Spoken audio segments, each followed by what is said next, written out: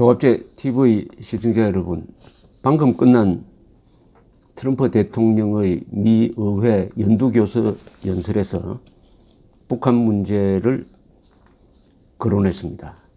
종전의 확고한 입장, 절대로 북한이 ICBM을 완성해가지고 미국을 핵으로 위협하는 상황은 허용하지 않겠다는 점을 더욱 강조하면서 이번에는 북한의 인권 탄압을 극적으로 거론을 했습니다.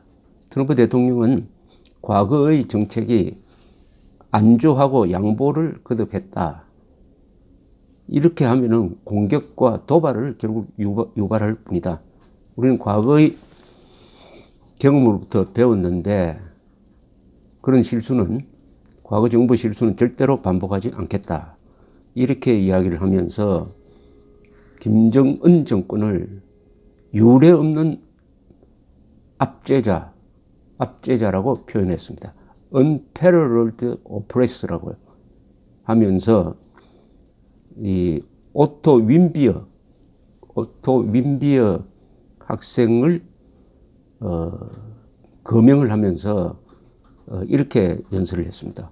오토 윈비어는 버지니아 대학에 재학 중인 성실한 학생이었습니다. 그는 아시아에 공부하러 가던 길에 북한을 여행했습니다. 이 멋진 청년은 체포되었고 기소되었습니다. 북한 독재 정권은 윈비어에게 15년 노동형을 부과를 했고 끔찍하게 다친 몸으로 지난해 6월 미국으로 돌아온 그런 수일 뒤 숨졌습니다. 이어서 트럼프는 이렇게 이야기합니다. 윈비어의 부모 프레드와 신디 윈비어, 그리고 그 형제자매 오스틴과 그레타가 오늘 이 자리에 있습니다. 여러분들은 우리 세계를 위협하는 이 포갑 정권에 대한 강력한 목격자들입니다. 여러분들의 용기는 우리 모두를 감동시켰습니다. 이렇게 이야기를 하더니 또 한 명을 소개를 했습니다. 북한 이 독재 체제를 목격한 또 한 사람의 목격자가 이 자리에 와 있습니다. 그 이름은 지승호입니다. 라고 소개를 하더니 이 지승호 탈북자의 스토리를 이렇게 이야기했습니다. 그는 1996년 북한에서 살던 배고픈 소년이었습니다. 어느 날 음식을 얻기 위해서 기차 화물차에서 석탄을 훔쳤습니다. 그러다가 기차에 치여가지고 몸의 일부가 절단되었습니다. 그는 중국을 거쳐 동남아시아로 탈출해 자유를 찾았고 그의 가족 대부분도 그 뒤를 따라서 한국으로 왔습니다. 그러나 아버지는 탈북 과정에 잡혀서 고문받다가 죽었습니다. 지승호 씨가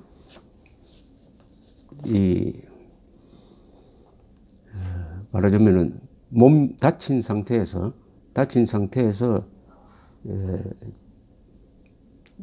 중국을 여행한 그 상황을 아주 실감 있게 전달하면서 지승호는 지금 서울에 살면서 북한에 보내는 방송을 하고 있다. 북한이 가장 두려워하는 게 뭐냐? 이렇게 반문을 하더니 트럼프는 그게 바로 진실이다. 진실을 북한이 가장 두려워한다. 이렇게 이야기를 했습니다. 지승호 씨의 이야기는 모든 인간의 자유에 대한 갈구를 말해주고 있다. 250년 전 미국이 건국한 것도 그런 자유에 대한 갈구였다. 이런 이야기를 했습니다. 자유, 프리덤. 항상 이 미국 사람들이 연설에서 자유 등장하는 것이 자유죠. 미국이라는 나라가 자유 위에 세워진 나라입니다. 또 한국도 자유 위에 세워진 나라입니다. 헌법에 자유민주적 기본 질서가 최고의 헌법 가치라고 명시되어 있습니다. 그런데 이 좌파 정권은 자유민주적 기본 질서를 빼는, 자유를 빼는, 우리 대한민국 헌법의 영혼을 빼는 그런 개헌을 추진하고 있지 않느냐 하는 의심이 듭니다. 국회 개헌특위 자문위원회의 개헌안에 보면은 자유를 빼고 있습니다. 자유가 두려운 것이죠. 그럼 북한 정권도, 김정은 정권도 자유가 두렵고 진실이 두렵고 이 문재인 정부도 진실과 자유가 두렵다. 그렇다면은 두 정권 사이에 무슨 공통점이 있느냐 하는 의문이 들지 않을 수 없습니다. 이 트럼프가 이런 감동적인 연설을 하는 이날에 우리는 뭘 하고 있습니까? 이 독재자가, 이 젊은 독재자가 북한의 노예 노동을 통해서 지은 마식령 스키장에 한국 선수들을 보내가지고 1박 2일로 북한 선수하고 스키 연습을 하는 쇼를 하고 있습니다.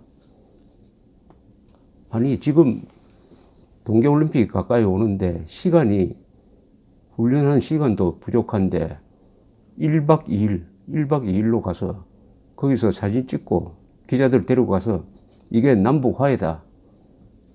이런 쇼를 함으로써 마식령 스키장을 세계적으로 선전해주고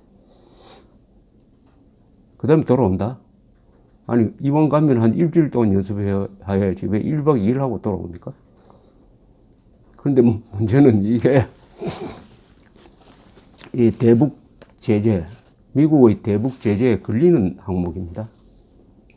그게 사용된 비행기가 돌아오면은 미국에는 180일 동안 들어갈 수 없다는 그런 미국의 제재가 있습니다. 이 아시아나 항공기를 사용하는 모양인데 그것을 어떻게 예외적으로 면제받을 것이냐 해가지고 남북 간이 아니라 한국과 미국 사이에 논의가 있어가지고 겨우 아마 미국으로부터 양해를 그 제재를 적용 안 하기로 양해를 받은 것 같습니다. 그래서 북한으로 출발한다고 하는데 이 너무나 대조적입니다. 문재인 정권은 사상 유례 없는 인권 탄압 정권의 스키장을 선전하기 위해서 한국 선수들을 일종의 그 정치 쇼 무대의 소도구 배역으로 갖다 바치고 있습니다. 그런데 트럼프 대통령은 탈북자까지 미국 의사당에 데리고 나와서 북한 정권이 얼마나 폭압적이냐 하는 것을 강조하고 있습니다. 여러분, 한국의 좌파 대통령이 북한의 인권 문제를 거론한 적이 있습니까? 한 번도 없습니다. 그 사람들은 대한민국 안에서 이른바 우파 정권으로부터 탄압받았다는 인권 문제만 거론하지 휴전선 이북에서의 인권 문제는 일체 거론하지 않습니다. 오히려 미국이 나서서 북한 인권 문제를 해결하기 위한, 완화하기 위한 법안을 통과시키려고 하면 미국 대사관으로 몰려가가지고 그것 반대한 사람들이 많습니다. 문재인 대통령의 신년 기자회견 연설문에서 확인할 수 있듯이 거기서는 자유라는 단어가 한 번도 나오지 않았습니다. 촛불 9번, 평화 16번. 자유와 인권은 같은 개념이죠. 자유와 인권. 트럼프 대통령이 이 문재인 정부의 인권 망각증을 오히려 역설적으로 보여주었습니다. 북한 핵 문제를 뭐 어떻게 하겠다는 구체적인 이야기는 하지 않았습니다. 하지 않았는데 미 합참의 차장 이 VOA 미국의 소리 방송하고 인터뷰한 내용은 만약 북한 핵 시설을 제거하는 폭격을 한다면은 자신 있다. 거의 모든 북한의 핵 미사일 시설을 폭격으로 제거할 수 있다는 이야기를 한 것이 오늘 보도가 되었습니다. 지금 미국은 북한을 폭격할 경우에 어떻게 하면 북한이 서울을 공격하지 못할 것이냐 하는 고민을 하고 있습니다. 서울을 공격하지 못하게 하면서 어떻게 하면 북한의 핵미사일 시설을 제거할 수 있느냐.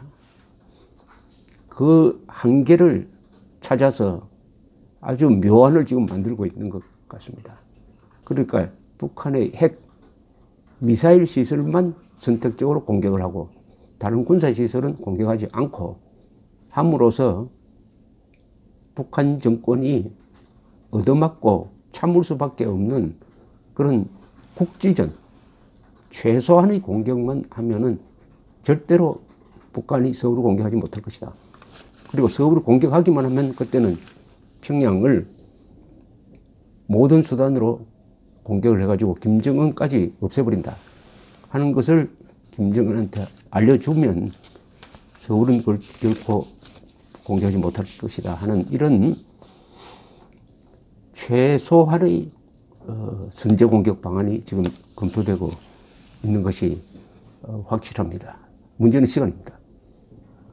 몇 개월 안에 그런 결단을 내리지 않으면 북한의 핵 미사일 능력이 미국을 때리는 수준으로 도달하게 되고 그 이후에는 공격하는 것이 상당한 부담이다. 핵무장 한 나라를 선제 공격한 예가 없기 때문입니다. 이런 고민 속에서 열리는 이 평창 올림픽이 미국의 북한 핵 제거 의지를 흐트러 놓는 방향으로 김정은이가 공작을 하고 있지만은 그것은 먹혀들지 않는다는 것은 이 시점에서 가장 확실한 것이 아니냐 이렇게 생각합니다. 문재인 대통령도 그가 진정한 민주투사라면은 인권 변호사라면은 연설하는 자리에 탈북자나 국군포로 가족을 데리고 와서 근사한 쇼를 한번 했으면 좋겠습니다. 쇼가 나쁜 게 아닙니다. 정치는 쇼입니다. 그러나 그게 근사해야 됩니다. 감사합니다.